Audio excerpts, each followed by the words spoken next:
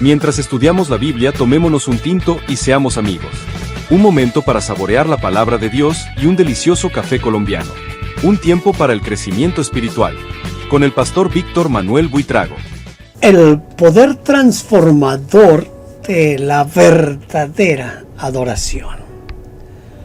¿Alguna vez te has postrado ante Dios con el rostro en tierra? Este acto, que parece extremo para muchos, encierra un significado profundo que transforma nuestra relación con el Creador. En la Biblia, la adoración, que incluye postrarse con el rostro en tierra, tiene un profundo significado espiritual, simbólico y cultural. Este gesto aparece en múltiples momentos clave y refleja verdades profundas sobre nuestra relación con Dios. Primero, es un símbolo de absoluta humildad y reverencia. Postrarse con el rostro en tierra expresa total sumisión y humildad en las culturas bíblicas del antiguo Cercano Oriente. Y esa posición era una manera de reconocer la superioridad y autoridad de otro, especialmente ante un rey. Cuando los siervos se acercaban a un monarca, se postraban para indicar que estaban bajo su poder. Al hacerlo ante Dios, el creyente reconoce la majestad de Dios, la santidad de Dios y el señorío absoluto de nuestro Dios. Tomemos un ejemplo bíblico. Todos los hijos de Israel vieron descender el fuego y la gloria del Señor sobre el templo y se postraron con el rostro en tierra sobre el pavimento. Y adoraron y dieron gracias al Señor diciendo: porque Él es bueno, porque para siempre es su misericordia. Segundo de Crónicas 7:3. Esto ocurrió cuando la gloria del Señor llenó el templo. Segundo lugar, es un acto de rendición total. Postrarse indica una rendición sin reservas ante Dios. Es como decir: Señor, no vengo con pretensiones, no traigo defensa, todo lo que soy lo pongo a tus pies. El rostro en tierra simboliza que uno no busca verse ni ser visto, sino simplemente estar ante Dios en actitud de entrega. Tomemos otro ejemplo bíblico. Y cayó sobre su rostro y oró. Esto es el Señor Jesús en el Getsemaní. El Señor Jesús mismo ahí en el Getsemaní se postra ante el Padre en el momento más angustiante, mostrando su plena dependencia de Dios. Tercero, es un reconocimiento de la santidad de Dios. En muchas ocasiones, quienes se postran lo hacen al percibir la gloria y la santidad de Dios. El rostro en tierra expresa que el ser humano no es digno ni siquiera de levantar la mirada. Isaías, por ejemplo, se siente muerto al ver al Señor, y los serafines se cubren el rostro ante su gloria. Vi yo al Señor sentado sobre un trono alto y sublime, y el borde de sus vestiduras llenaba el templo. Por encima de él había serafines. Cada uno tenía 6 alas. Con 2 cubrían sus rostros, con 2 cubrían sus pies, y con 2 volaban. El uno al otro proclamaba diciendo: Santo, santo, santo es el Señor de los ejércitos. Toda la tierra está llena de su gloria. Los umbrales de la puerta se estremecieron con la voz del que proclamaba, y el templo se llenó de humo. Entonces dije: ¡ay de mí, pues soy muerto!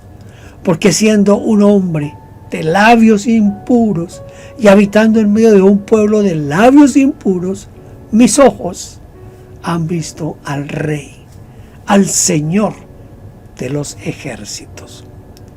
Esto dice Isaías 6 del 1 al 5. En cuarto lugar, postrarse es la expresión de adoración profunda. Aunque hoy la adoración puede expresarse de muchas maneras, el gesto físico de postrarse representa una adoración profunda, sincera y reverente. Es el lenguaje corporal del alma que reconoce que Dios es todo y nosotros dependemos de Él para todo. La inclinación no es algo físico, sino es algo interno. Es del corazón que se inclina. Es el alma y el espíritu del hombre que se inclinan ante un Dios que es santo, santo, santo. El Salmo 95, el versículo 6 dice: venid, adoremos y postrémonos, arrodillémonos delante de Jehová, nuestro Hacedor. Tratando como de hacer un pequeño resumen, postrarse con el rostro en tierra entonces es una señal de humildad ante la grandeza de Dios, un acto de rendición total y dependencia, una respuesta natural al contemplar la santidad divina, una forma de adoración que une el cuerpo, el alma y el espíritu. No es solo un ritual externo, sino una actitud interna reflejada en el cuerpo. Aunque no todos los creyentes lo practican literalmente hoy, su significado sigue vigente. Una vida postrada ante Dios en obediencia, reverencia y adoración. Quiero hacer aquí una pequeña diferencia entre alabanza y adoración. La alabanza no se puede quedar en eso. Debe seguir hasta convertirse en verdadera adoración. La mayoría de la iglesia de hoy confunde la alabanza con la adoración. Quizás el peor error se da en la música. Muchos creen que si el canto es algo así como gregoriano, lento, quedo, eso es adoración. Pero si tiene un ritmo alegre, movido, que imita el movimiento del cuerpo, eso es alabanza. Nada más lejos de la verdad. Pero la adoración va más allá de un gesto físico. De hecho, muchos confunden adoración con alabanza. ¿Cuál es la diferencia? Una diferencia fácil de entender es: la adoración exalta a Dios por lo que Dios es, mientras que la alabanza exalta a Dios por lo que Dios hace a favor del hombre. Tomemos estos ejemplos bíblicos. Efesios 3:14 dice: por esta causa doblo mis rodillas ante el Padre de nuestro Señor Jesucristo. Y miren lo que dice Mateo 2:11. Y cayendo, se postraron ante él. Estos eran los magos de Oriente que vinieron a visitar a Jesús cuando recién nació. Mateo 28:17 dice: y al verlo se postraron. Lucas 24:52. Ellos, tras postrarse ante él, volvieron a Jerusalén con gran alegría. Y Apocalipsis 17:11 dice: y todos los ángeles estaban en pie alrededor del trono y se postraron sobre sus rostros delante del trono y adoraron a Dios. El mayor desafío hacia la adoración se ve en el diálogo entre el Señor Jesucristo y la mujer samaritana en el pozo de Jacob. Ella cree que el lugar de adoración es ahí, en el pozo. Ella está limitando la adoración a un lugar. Presenta el argumento de la discusión si era en el pozo de Jacob o en Jerusalén, pero siempre limitando a un lugar físico. Hoy, muchos cristianos toman como único lugar de adoración el templo. El Señor Jesucristo le presenta el gran desafío, no solo a la samaritana, sino a la iglesia en general, y mucho más a nosotros hoy. Si el desafío llega hasta nuestros días, la adoración no depende de un lugar. La adoración depende de la actitud del espíritu humano y de su comprensión de quién es Dios. Pero se acerca el tiempo, de hecho ya ha llegado, cuando los verdaderos adoradores adorarán al Padre en espíritu y en verdad. El Padre busca personas que lo adoren de esa manera. Pues Dios es espíritu, por eso todos los que lo adoran deben hacerlo en espíritu y en verdad. Juan 4, 23 y 24 en la Nueva Traducción Viviente.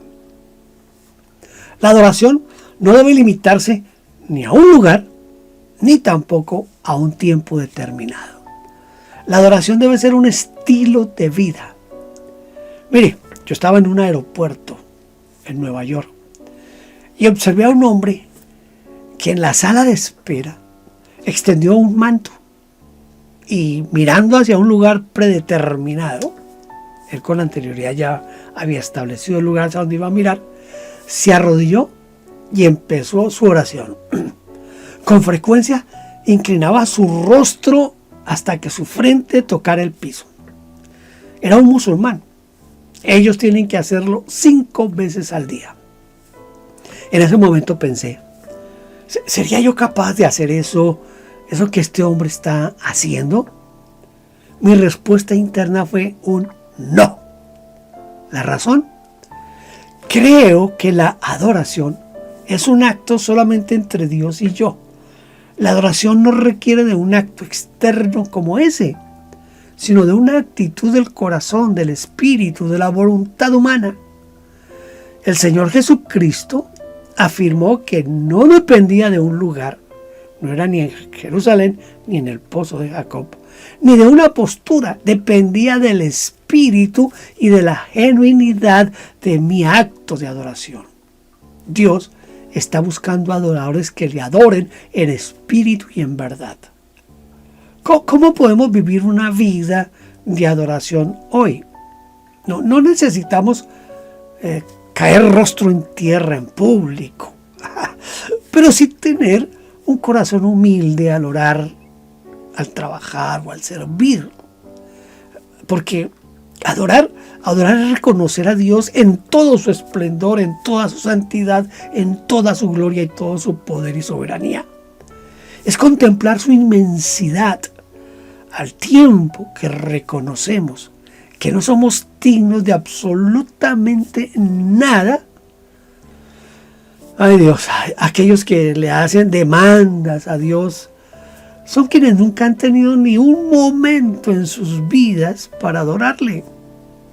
En la verdadera adoración reconocemos nuestra naturaleza pecaminosa, nuestra inutilidad y nuestras carencias en todo.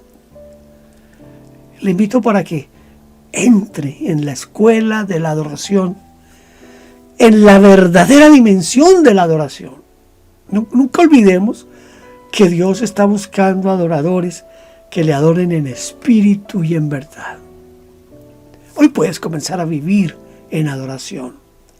No esperes estar en un templo.